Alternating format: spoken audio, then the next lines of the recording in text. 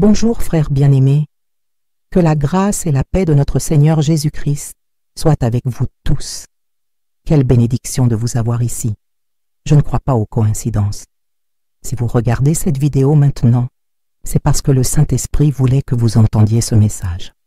Et je prie pour qu'il vous parle profondément, comme il m'a parlé. Ce que je vais partager aujourd'hui n'est pas facile. C'est quelque chose qui m'a profondément ému, qui m'a fait repenser ma vie, mes coutumes, ma foi. Dieu m'a donné un rêve, et ce rêve m'a montré qui serait vraiment pris dans l'enlèvement. Ce n'était pas n'importe quel rêve, cela ne ressemblait à rien de ce que j'avais jamais vécu. Je me suis réveillée les larmes aux yeux, le cœur battant et une certitude en moi. Je dois te dire ça, pas pour moi, pas pour gagner des vues, mais pourquoi ce rêve est un avertissement urgent pour le peuple de Dieu. Et si vous avez une sensibilité spirituelle, vous comprendrez chaque détail. Regarde jusqu'à la fin, ne saute pas, parce que ce que vous allez entendre maintenant pourrait complètement changer votre destinée éternelle. Je ne suis pas parfait, je ne suis pas théologien, je suis juste un serviteur qui a eu une véritable rencontre avec l'Esprit de Dieu. Et il m'a dit, parle, parce que beaucoup pensent qu'ils sont prêts, mais ils ne le sont pas. Alors, avec crainte et obéissance, je le dirai, et que le Saint-Esprit utilise ce message comme il le souhaite.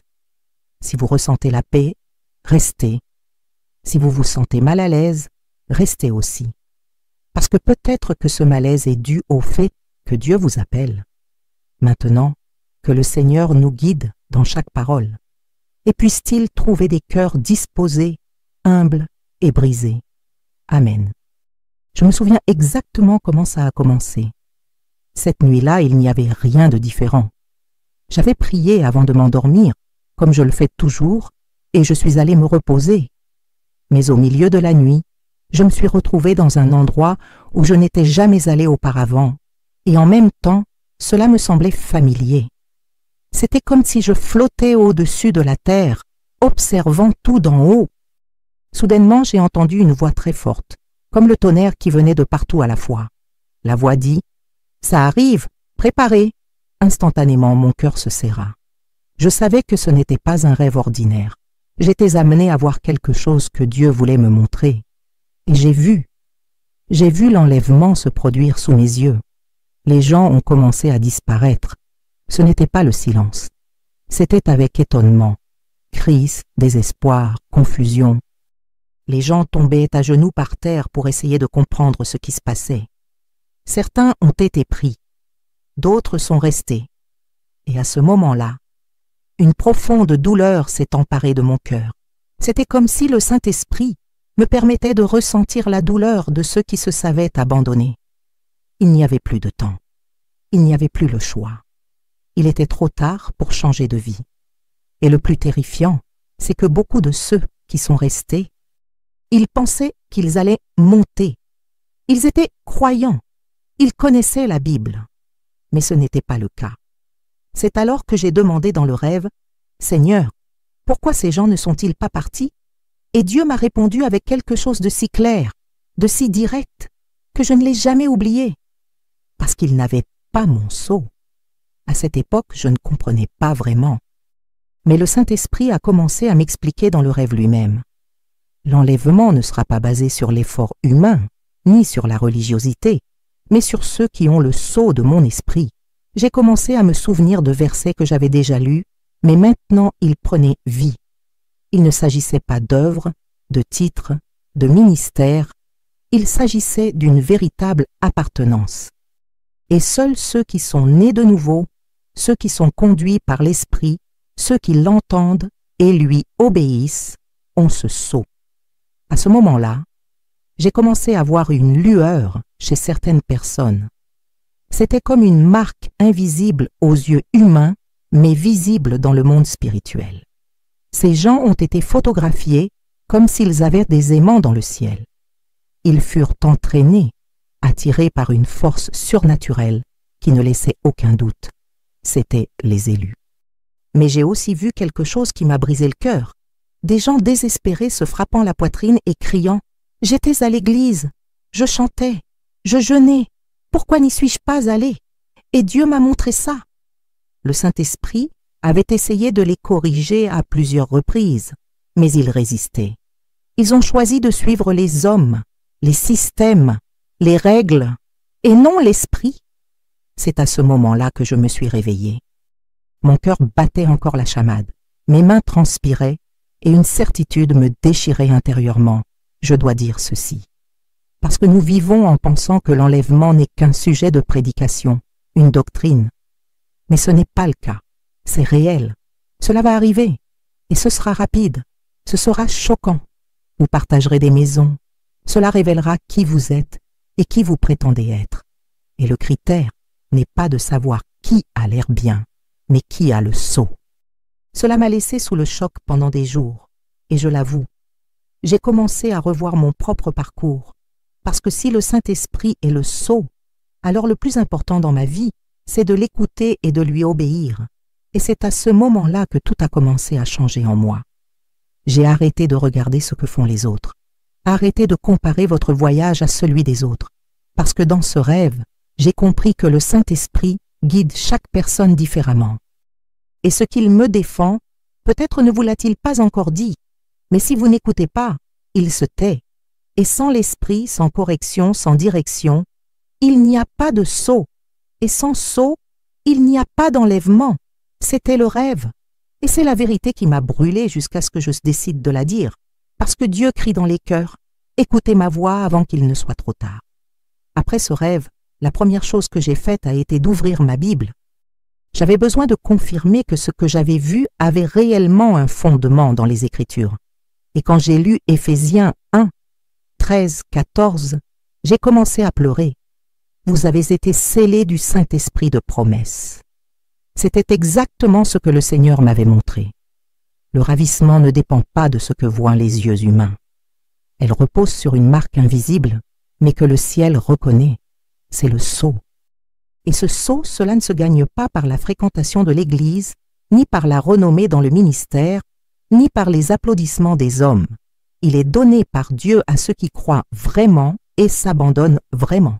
Le Saint-Esprit, ce n'est pas une parure spirituelle. Il est le signe de qui appartient au Christ. Il est le mari entre nous et notre Sauveur. Et quand le marié reviendra, il ne prendra que celui qui aura cette bague au doigt spirituel. Cela m'a fait comprendre pourquoi tant de bonnes personnes, engagées et fidèles à l'Église, ont été laissés pour compte, parce qu'ils étaient dans la religion, mais ils n'étaient pas soumis à l'Esprit. Bien souvent, ils connaissaient la vérité, mais ils n'obéissaient pas. Ils voulaient suivre Dieu, mais à leur manière. Et le Saint-Esprit n'est pas seulement un conseiller, il est le Seigneur. Et celui qui ne lui obéit pas n'est pas guidé. Le sceau n'est pas obtenu grâce à l'effort humain. Elle est donnée par la vraie foi, une foi qui se manifeste dans l'obéissance. Pourquoi croire en Jésus? Il ne s'agit pas seulement de répéter une phrase, c'est permettre au Saint-Esprit d'entrer et de gouverner la vie. Et quand cela arrive, quelque chose change en nous. Nous commençons à ressentir ce que Dieu ressent. Nous commençons à rejeter ce que nous acceptions auparavant. Notre esprit change. Nos désirs changent. Et ce n'est pas une religion, c'est une transformation. C'est un processus interne que seul l'Esprit de Dieu peut accomplir. C'est pourquoi le sceau ne peut pas être falsifié, même pas copié. Il n'existe que lorsque Dieu le place. Dans le rêve, Dieu m'a fait ressentir le poids de la différence entre ce qui est scellé et ce qui n'est pas scellé. C'était comme s'il y avait une ligne spirituelle invisible séparant les deux groupes, et la ligne était claire, qui est de l'esprit et qui est encore de la chair. Qui écoute l'esprit et n'écoute que ses propres désirs. Ceux qui se corrigent et s'humilient, et ceux qui endurcissent leur cœur et avancent. Et cela m'a fait comprendre une chose. Ce n'est pas une question de perfection. Il s'agit de soumission. Dieu n'attend pas des personnes parfaites, mais des cœurs abandonnés. Et c'est sur ces cœurs qu'il met son sceau. À partir de ce jour, j'ai commencé à dire une prière différente. Avant, je demandais des bénédictions. Maintenant, je te demande, Seigneur, ne me laisse pas vivre un seul jour sans ta présence. Car à quoi ça sert de tout vaincre et de ne pas être reconnu par lui? Quel est l'intérêt d'être connu sur terre et ignoré au ciel? Le Saint-Esprit est le sceau, et sans lui, cela ne sert à rien de porter le nom de Christian. Le ciel ne reconnaît pas les titres, il reconnaît l'essence. Et l'essence vient de lui. L'Esprit est celui qui convainc, guide, sépare, protège.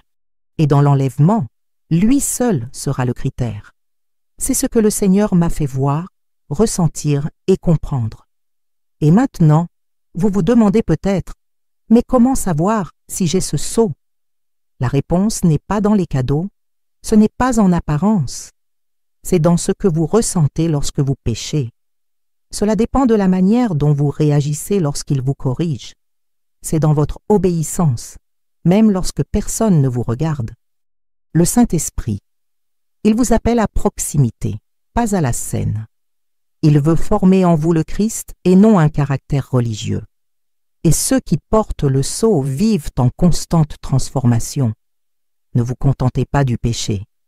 Cela ne justifie pas l'erreur. Il pleure, se repent et change. Parce que qui est scellé appartient. Et celui qui appartient écoute et obéit. Après le rêve, j'ai commencé à réaliser à quel point le Saint-Esprit avait toujours essayé de me corriger, même si je ne m'en rendais pas compte.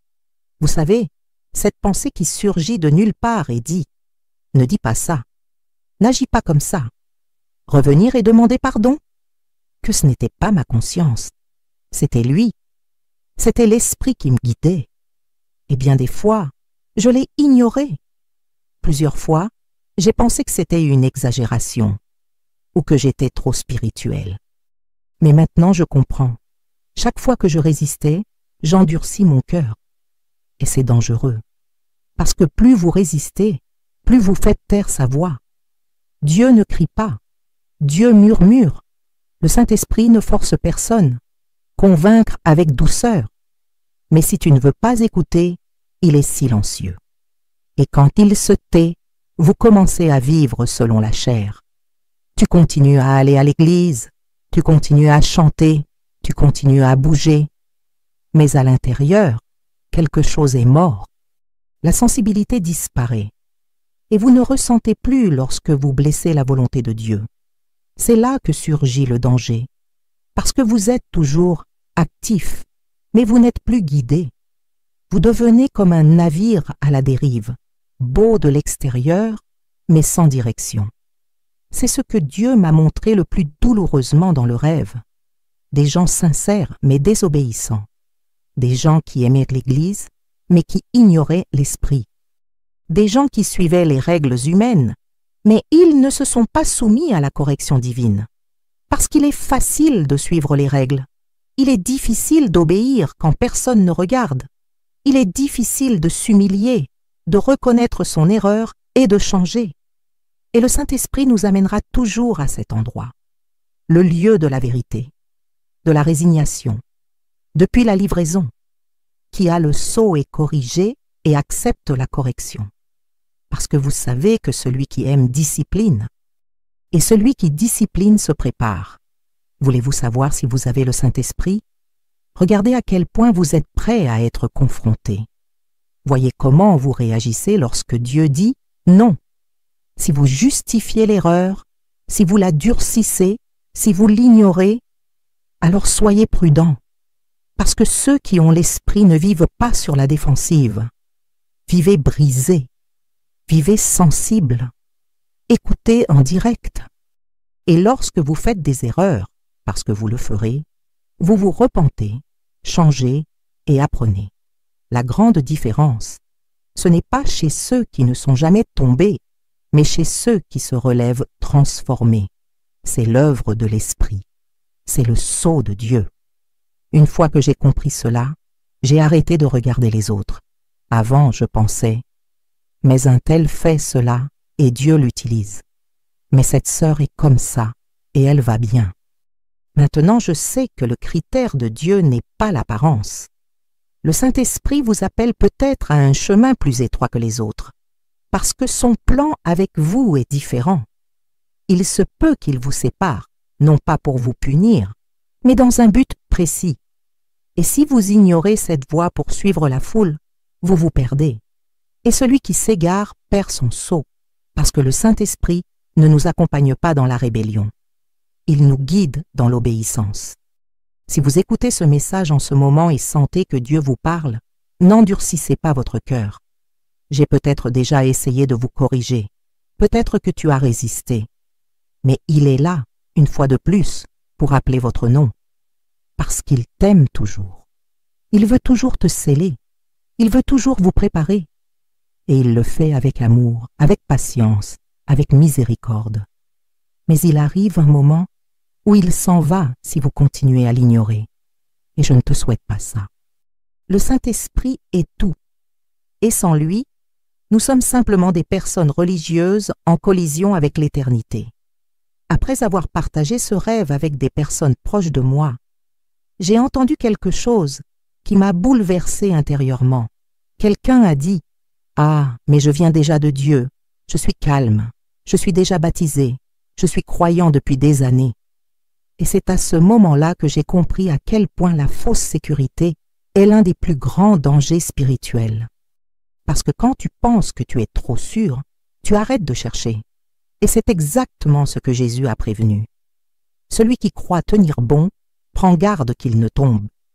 Et si l'on y réfléchit, beaucoup de ceux qui sont restés dans le rêve étaient précisément ceux qui se croyaient préparés. Ils ont chanté, ils ont prié, ils parlaient magnifiquement, mais ils n'avaient pas le sceau. Ils avaient une pratique religieuse, mais ils n'avaient pas la vie dans l'esprit. Ils étaient connus dans les milieux évangéliques, mais inconnus dans le ciel. C'est douloureux à dire, mais c'est nécessaire. Parce que l'enfer est rempli de gens sûrs du salut. Des gens qui croyaient que le simple fait de fréquenter une église était garanti. Mais Jésus a été clair, tous ceux qui me disent « Seigneur, Seigneur » n'entreront pas dans le royaume des cieux, sauf celui qui fait la volonté du Père, et seuls ceux qui ont le Saint-Esprit peuvent obéir à cette volonté. Une fausse sécurité vous amène à cesser d'écouter le Saint-Esprit. Vous commencez à faire confiance à la routine, à la tradition, à la réputation. Commencez à vivre comme si tout allait déjà bien. Mais à l'intérieur, le cœur est froid, indifférent, sec. Vous ne ressentez plus la présence. Il n'y a plus de larmes à l'autel. Fini les regrets profonds. Vous ne réagissez que par instinct. Répétez simplement ce que vous avez toujours fait. Et le plus terrifiant, on commence à s'habituer à l'erreur. Vous commencez à trouver normal de vivre avec la colère, les commérages, l'orgueil, la vanité, et vous vous considérez toujours comme spirituel.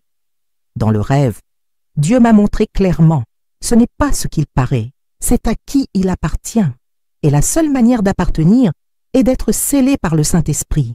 C'est ce qui différencie les jeunes des partisans. C'est ce qui différencie les serviteurs des spectateurs.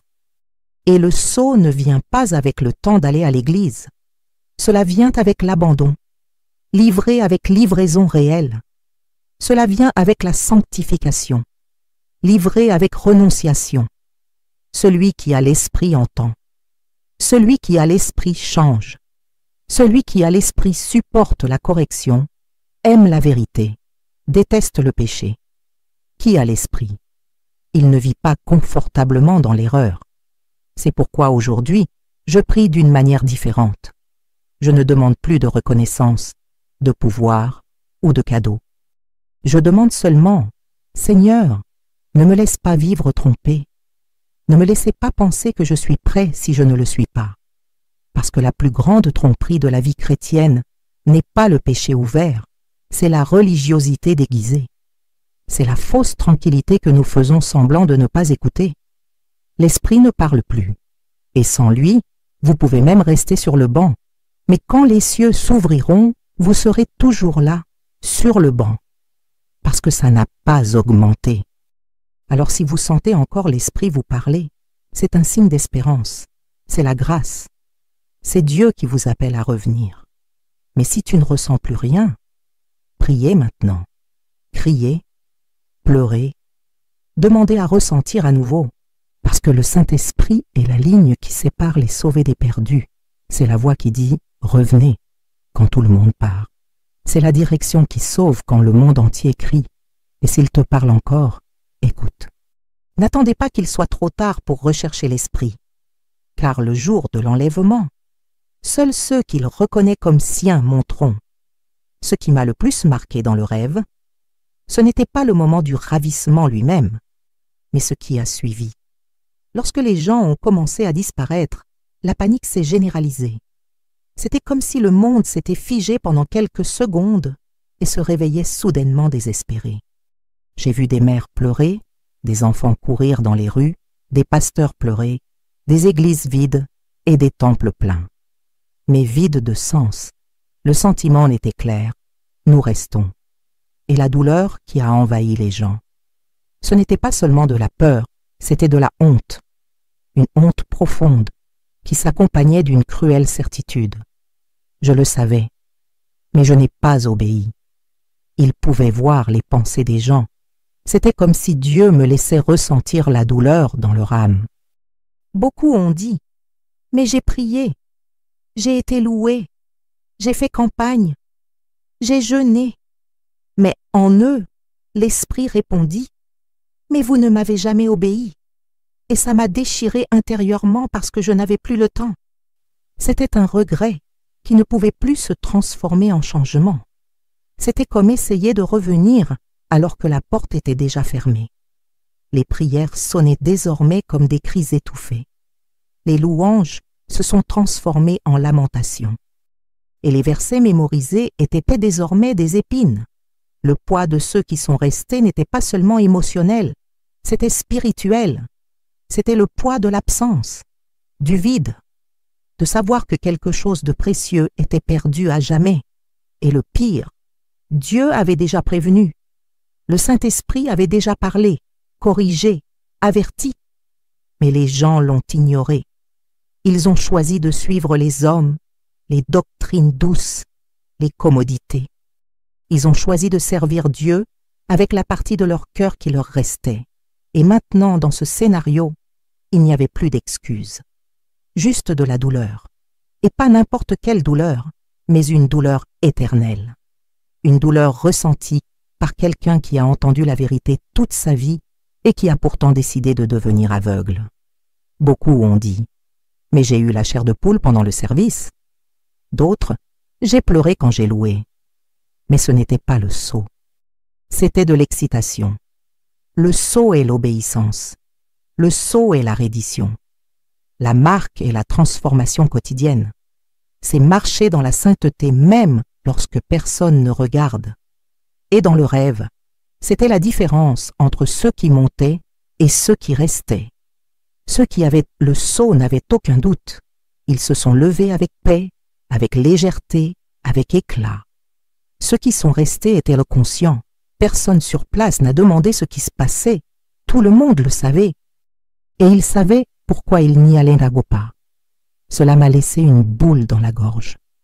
Je me suis réveillé malade, lourd, les larmes aux yeux. Je suis resté silencieux pendant un moment, essayant de tout comprendre.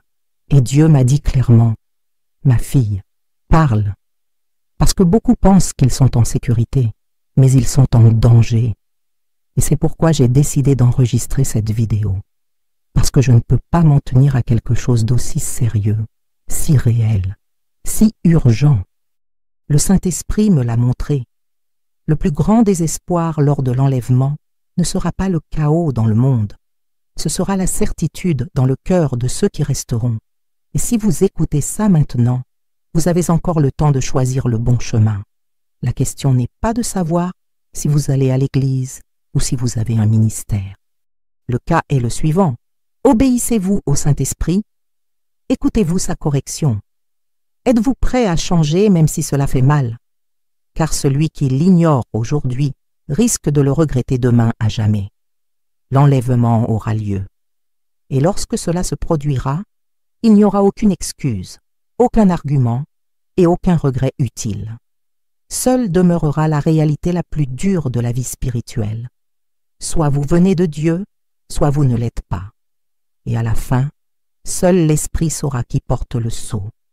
Que cette douleur que j'ai vue dans le rêve ne soit pas à toi. Il est encore temps. Écoutez la voix de Dieu pendant qu'il est encore temps. La marque de quelqu'un qui appartient à Dieu, ce n'est pas dans la bouche, c'est dans le cœur. Cela ne se mesure pas par le nombre de mots que vous pouvez prononcer en langue, mais par la mesure dans laquelle vous obéissez à une direction. Le Saint-Esprit est comme une empreinte digitale invisible. Il touche ceux qui sont à lui et commence à les façonner. Corriger, confronter, distancer, séparer, guider. Et ceux qui sont scellés le ressentent quotidiennement. Ressentez un inconfort face au péché. Vous vous sentez triste lorsque vous faites des erreurs et vous ressentez la paix lorsque vous obéissez. C'est la marque de celui qui appartient au Seigneur, la sensibilité à sa présence, parce que là où est l'esprit, il y a la transformation. Dans le rêve, ceux qui montaient n'étaient pas ceux qui parlaient le plus joliment, ni ceux qui s'habillaient de la manière la plus sainte. C'étaient eux qui avaient un éclat différent, comme si une douce lumière venait de l'intérieur, et c'était le sceau. Cela n'était pas visible aux yeux naturels, mais dans le monde spirituel, c'était fort, évident, incontestable. Ils ont été reconnus par les cieux, non pas parce qu'ils disaient « Seigneur, Seigneur », mais parce qu'ils vivaient comme des serviteurs. Ils avaient la marque, et la marque n'est pas performance, c'est présence. Ce n'est pas un spectacle, c'est un abandon. De nos jours, il est facile de ressembler à un croyant. Il est facile de mémoriser des versets, de jeûner collectivement, d'utiliser des mots spirituels. Mais tout cela pourrait simplement n'être qu'un maquillage religieux. Parce que ce qui montre vraiment qui appartient à Dieu, c'est le comportement en dehors de la scène. C'est le silence quand on peut crier. C'est le pardon quand on a été blessé. C'est de l'humilité quand on sait se défendre. C'est un regret sincère lorsque vous faites une erreur. Personne ne le voit, mais Dieu le voit. Et c'est là qu'il met le sceau, dans une obéissance secrète, dans la sainteté solitaire, avec la crainte que personne n'applaudisse, mais que le ciel le reconnaisse. Le Saint-Esprit n'est pas une énergie, c'est une personne. Il parle, il guide, avertir. Et si vous l'écoutez, vous saurez exactement de quoi je parle. Il vous convainc de pécher avant même que vous péchiez. Il murmure, ne fais pas ça. Et quand vous l'entendez, vous êtes scellé. Lorsque vous obéissez, vous êtes façonné. Et quand vous insistez pour résister, vous vous éloignez. La marque de celui qui appartient à Dieu ne réside donc pas dans les grandes œuvres, mais dans les petites obéissances. Parce que pour Dieu, la foi est testée en secret. Lors des élections, personne ne voit, mais le ciel enregistre. Si vous vous sentez obligé de plaire aux autres, mais que l'Esprit vous appelle à être différent, choisissez l'Esprit. Si le monde entier va dans une direction, mais que Dieu dit « restez, restez ». Parce que ceux qui sont à toi, ils ne suivent pas la foule, ils suivent la voix. Et cette voix est souvent subtile, mais elle transforme tout. C'est cette marque que j'ai vue dans le rêve. Une marque spirituelle vivante. Et ceux qui ne l'avaient pas ont essayé de grimper, mais ils n'y sont pas parvenus, parce que la porte était réservée à ceux qui en faisaient partie, seulement pour ceux qui ont été marqués. Et ce n'était pas la marque de la religion, c'était la marque de l'abandon. Alors je vous demande, avez-vous cette marque? Et je ne vous demande pas si vous avez la chair de poule lors de l'adoration ou si vous avez vu des miracles. Je vous demande si vous obéissez à l'Esprit, si vous lui permettez de changer qui vous êtes. Parce qu'à la fin, le ravissement. Ce ne sera pas un concours de popularité spirituelle. Ce sera le moment où le ciel reconnaîtra les siens. Et seuls ceux qui ont la marque sont promus. Il n'est pas celui qu'il semble être, pas qui agit, pas celui qui crie le plus fort, mais celui qui écoute, obéit et appartient. C'est la différence entre rester et être kidnappé. l'un des plus grands mensonges que l'ennemi a implanté dans le cœur de nombreux chrétiens est l'idée selon laquelle suivre Dieu est un fardeau. Être saint est trop difficile. Le fait d'obéir au Saint-Esprit est une chose réservée à peu de personnes. Mais ce que Dieu m'a montré dans le rêve était tout le contraire. Ceux qui étaient scellés se levèrent légèrement. Il y avait la paix dans les yeux, le repos dans l'âme.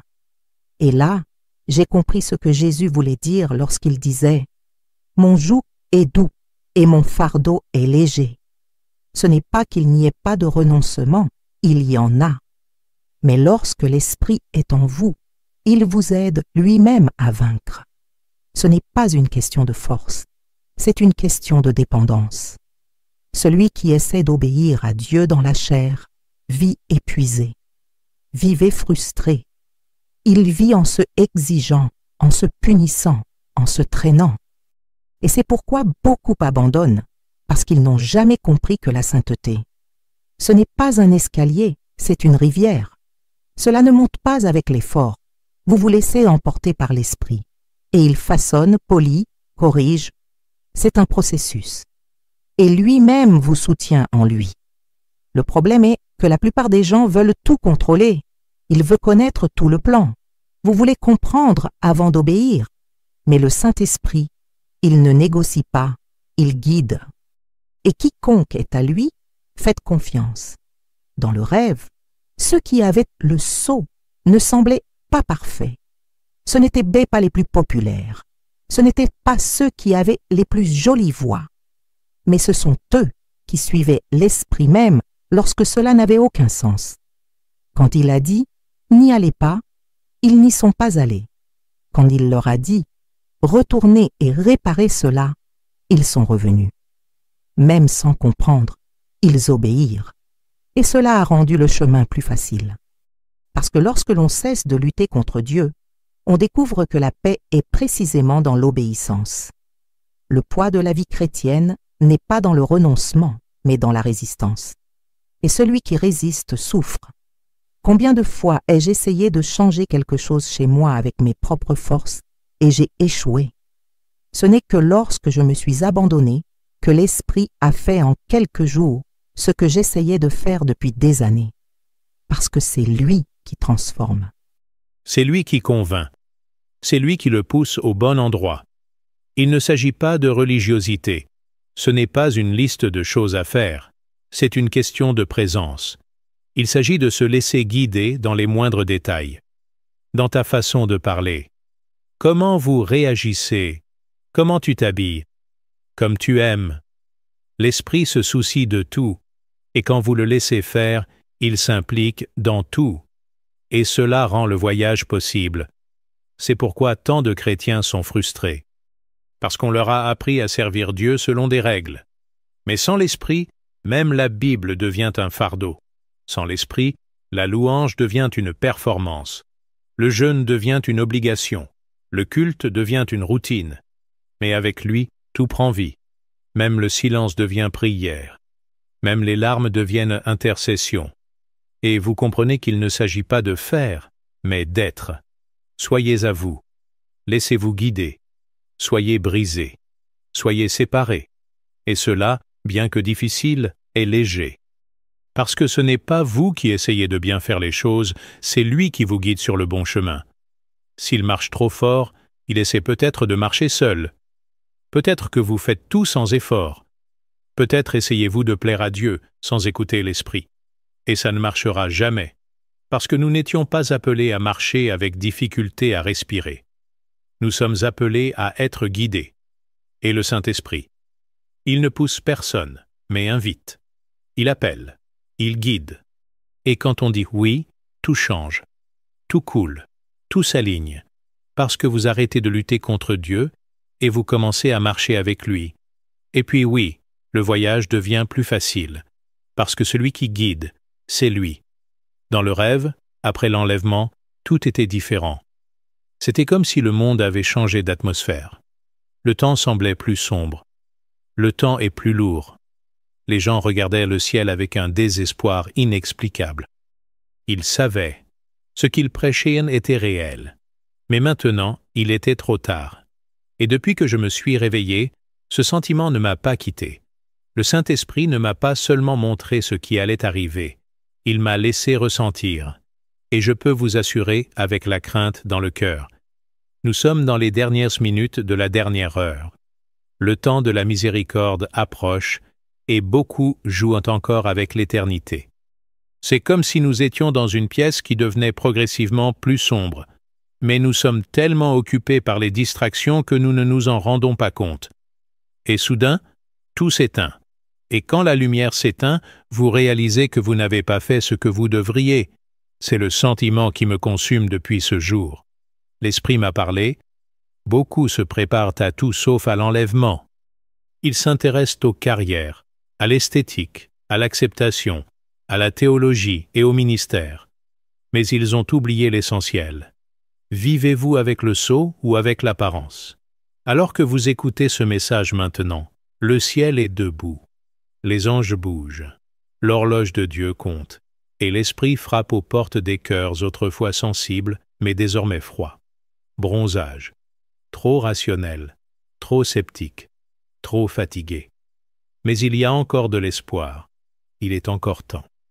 Mais ce n'est pas grand-chose. Et si vous continuez à ignorer la voix de l'Esprit, il restera silencieux. Pas par méchanceté. Mais pourquoi Dieu respecte le libre arbitre? Il appelle, il convainc. Mais il ne le force pas. Et quand l'enlèvement arrive, il n'y aura aucun avertissement. La parole dit que ce sera comme au temps de Noé. La vie continuait normalement, mais le jour est venu, et ceux qui étaient hors de l'arche restèrent. Aujourd'hui, l'arche est le Saint-Esprit. C'est lui qui le scelle. C'est lui qui protège. C'est lui qui dirige. Et si vous n'êtes pas à l'intérieur de cette arche, vous le serez. Peu importe le nombre de fois que vous dites « Amen », peu importe le nombre de vies évangéliques que vous avez vues, sans le sceau, vous ne montrez pas. L'enlèvement ne sera pas annoncé par les médias. Elle sera silencieuse, soudaine et éternelle dans ses conséquences. Es-tu prêt? Et je ne veux pas dire si vous assistez au culte. Je vous demande si vous écoutez l'Esprit, si vous obéissez. Si vous vivez comme vous savez, vous pouvez l'être aujourd'hui. Parce que c'est possible. Cela pourrait être aujourd'hui. Cela pourrait être demain. Ou cela pourrait même l'être avant la fin de cette vidéo.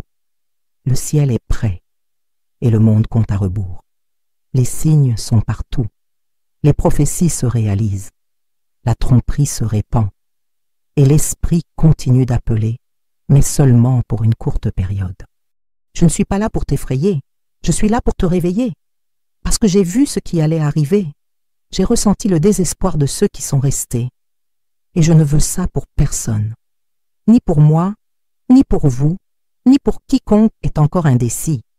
Rapture n'attend pas l'opinion, ne respecte pas la tradition, il suit le sceau.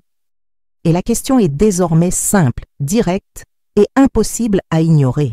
As-tu le sceau? Ou vivez-vous comme si vous aviez encore le temps de décider? Parce que le temps presse.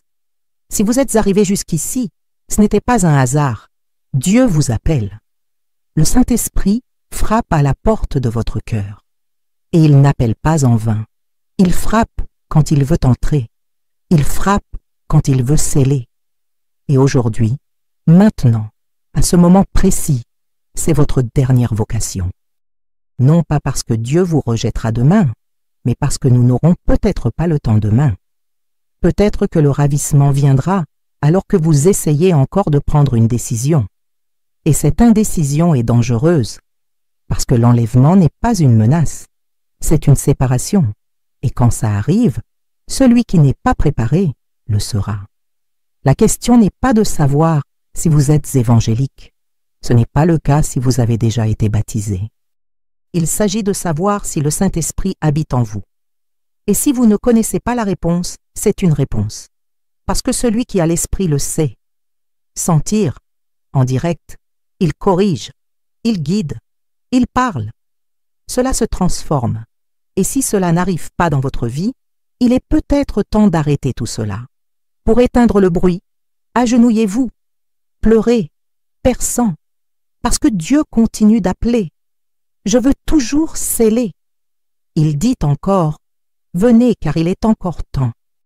L'enlèvement n'est pas pour les parfaits, c'est pour les rendus, pour ceux qui entendent la voix de l'Esprit et la suivent, même dans la peur, même sans tout comprendre, même avec des faiblesses. Ce qui est important, ce n'est pas être exempt de défauts. Ce qu'il corrige, c'est être sous la voie. Le ciel reconnaît ceux qui obéissent, qui pleurent en cachette, qui pardonnent quand ça fait mal. Cela s'en va quand personne ne le voit, qui choisit Dieu même lorsqu'il est seul. Ce sont ceux qui sont scellés, ce sont eux qui se lèveront, ce sont eux qui entendront.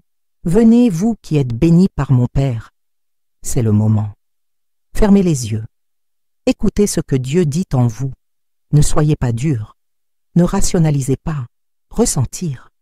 Parce que l'Esprit n'est pas loin. Il est là, maintenant. Et si tu veux, il entrera. Cela le scellera. Il sera transformé. Il vous guidera. Et quand le ciel s'ouvrira, tu t'élèveras. Pas par mérite, mais par marque. Pas par les œuvres, mais par obéissance. Et tout commence avec une décision, une prière, une reconnaissance. J'ai besoin de ton esprit, Seigneur. Scelle-moi, prends-moi, transforme-moi, je suis à toi. Si vous voulez dire cette prière avec moi, répétez-la maintenant avec foi et le cœur brisé. Seigneur Jésus, je reconnais que sans ton esprit, je ne suis rien. Pardonne-moi mes péchés, purifie-moi. Scelle-moi de ton Saint-Esprit. Je veux t'obéir. Je veux te suivre. Je veux être trouvé prêt le jour de ta venue. Enlève de moi tout ce qui ne te plaît pas et remplis-moi de ta présence. Au nom de Jésus. Amen. Si vous avez fait cette prière, bienvenue dans la famille des scellés. Mais rappelez-vous, le saut n'est pas un instant, c'est un voyage. Continuez à écouter, continuez à obéir, continuez à casser, parce que Jésus revient. Et été, c'était sa chance, votre avertissement, votre dernière vocation. Ne soyez pas durs, parce que la prochaine fois que le ciel bougera, il ne vous restera peut-être plus de temps.